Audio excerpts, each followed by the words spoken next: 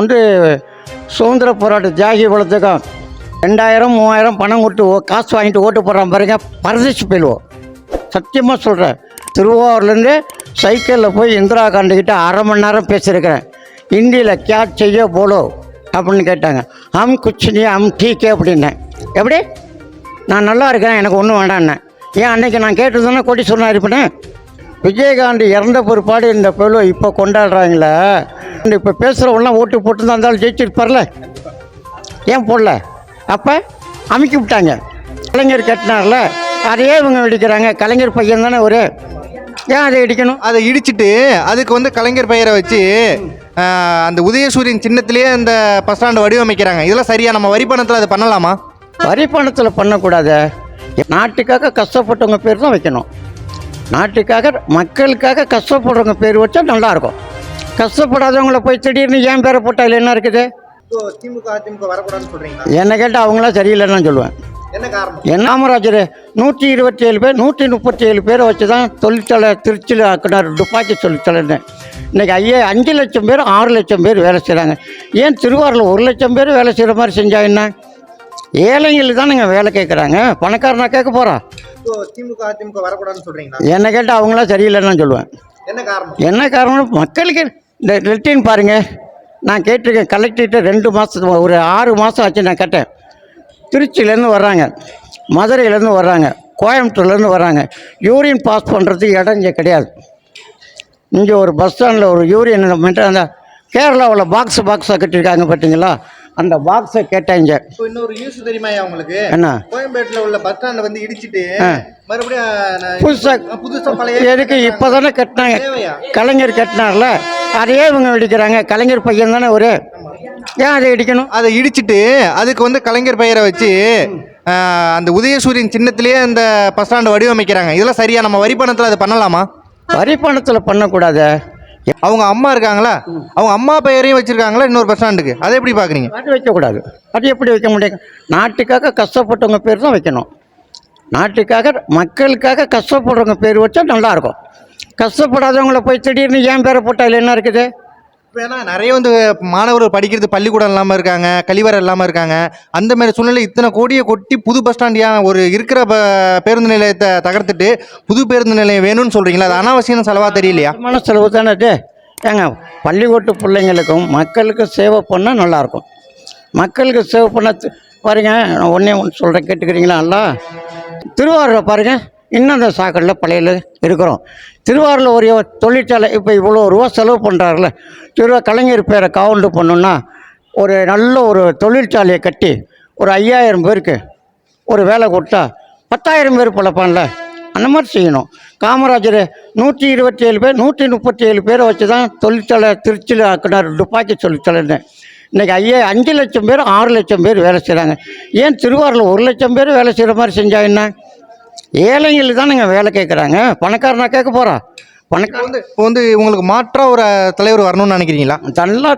தன்மை நல்ல மாற்ற தலைவர் ஏழைங்களுக்கு செய்கிறவங்களா வரணும். அவன் சுதந்திர போராட்ட தியாகி குலத்துக்கும் மக்கள் கஷ்டப்படும் போது குறையாக சொல்கிறாங்க. தேர்தல் வரும்போது அந்த கட்சிகள் கொடுக்குற பணத்தை வாங்கிக்கிட்டு அவங்களுக்கே திருப்பி ஓட்டு போடுறாங்களே. 2000 3000 பணம் கொடுத்து காசு வாங்கிட்டு ஓட்டு போடுறான் பாருங்க, பரதேசி போயிடுவோம். சத்தியமாக சொல்கிறேன். இன்னும் ஊரில் நான் காசு வாங்கிக்கலான்னு கேளுங்க. இந்திரா காந்திகிட்ட திருவாரூர்லேருந்து சைக்கிளில் போனவன் நான். திருவாரூர்லேருந்து சைக்கிளில் போய் இந்திரா காந்திகிட்ட அரை மணி நேரம் பேசியிருக்கிறேன். ஹிந்தியில் கியா செய்ய போலோ அப்படின்னு கேட்டாங்க. ஹம் குச்சினி ஹம் டீக்கே அப்படின்னேன். எப்படி நான் நல்லா இருக்கேன், எனக்கு ஒன்றும் வேண்டான்னேன். ஏன் அன்றைக்கி நான் கேட்டுருந்தேன்னா கோடீஸ்வரனாக இருப்பேனே, ஏன் கேட்கல?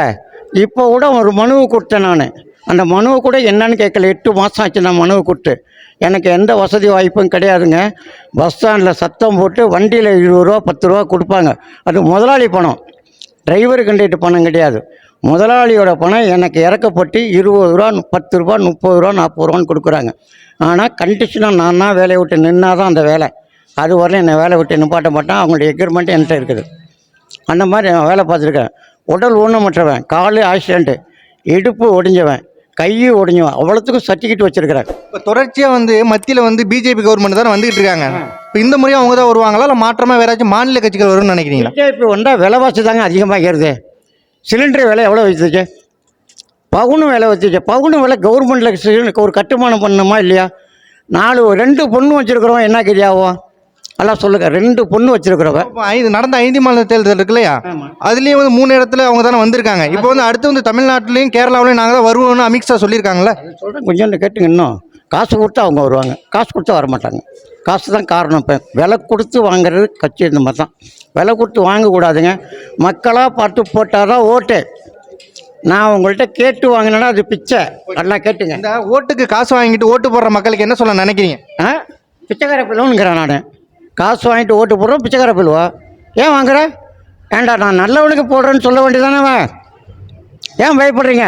நான் வந்து கொண்டுடுவானா? லாரியை விட்டு ஆக்சிடென்ட் பண்ணுவான், வேறு ஒன்றும் செய்ய மாட்டான். என்ன அடித்து கொண்டுட்டா கொலகாசமா? லாரியை விட்டு ஏற்றுட்டா ஆக்சிடென்ட்டு, 5000 ரூபா தான் ஃபைனு கோர்ட்டில். எப்படி? 5000 ரூபா தாங்க கோர்ட்டில் ஃபைனு. 1500 கவர்மெண்ட் எடுத்துக்கும், 3500 கவர்மெண்ட்டை வீட்டுக்கு கொடுக்கும். இதுதான் உண்மை நடக்கிறது. காசு கொடுத்து ஒரு மாற்றம் வரணுங்கிறீங்க. ஏதாச்சும் ஒரு மாற்றம் தமிழ்நாட்டுக்கு வந்தால் தமிழ்நாடு நல்லா திருந்தும். லஞ்சம் வாங்க மாட்டாங்க, தைரியமாக பேசலாம். எதுவும் மக்களுக்கு சௌகரியம் பண்ணணும். இந்த பஸ் ஸ்டாண்டை பார்த்தீங்கன்னா கேவலமாக இருக்குது. இந்த பஸ் ஸ்டாண்டு உண்மையில் சொல்கிறேங்க, இந்த பஸ் ஸ்டாண்டு ரொம்ப கேவலமான பஸ் ஸ்டாண்டாக போயிடுச்சு. கலைஞர் பெரிய கெடுத்துட்டாங்க இந்த ஊரில். இப்போ இத்தனை வயசு வரைக்கும் மக்கள் பிரச்சனையில் வந்து தலையிட்டு பண்ணிட்டு இருக்கீங்களா? சார், என்னை பொறுத்தவரையிலும் யார் கேட்டாலும் கரெக்டாக பதில் சொல்லுவேன். ஒருத்தட்ட போய் சொல்ல மாட்டேன், ஒருத்தட்ட போய் யாஜகம் கேட்க மாட்டேன். எனக்கு ஒரு டீ வாங்கி கொடு, பசிக்குது, சோறு கொடு அப்படின்னு கேட்க மாட்டேன். வேலை செஞ்சால் சம்பளம் கேட்பேன். யாராக இருந்தாலும் தப்பு பண்ணால் தப்புன்னு தான் சொல்லுவேன். நான் எவருக்கு பயப்படலை. என்ன 84 வயசு ஆகிட்டு நான் என்ன செய்ய போகிறேங்கண்ணா? விஜயகாந்த் இறந்த பிற்பாடு இந்த பொருளை இப்போ கொண்டாடுறாங்களே. நான் ஓப்பனாக பேசுகிறோம். நான் அவன் பேசுனா கோவம் தான் வரும் எனக்கு. இப்போ பேசுகிறாங்களே, விஜயகாந்தை பாராட்டுறாங்களே, இவ்வளோ பேர். எம்ஜிஆருக்கே வராத கூட்டம் விஜயகாந்துக்கு வந்திருக்குது.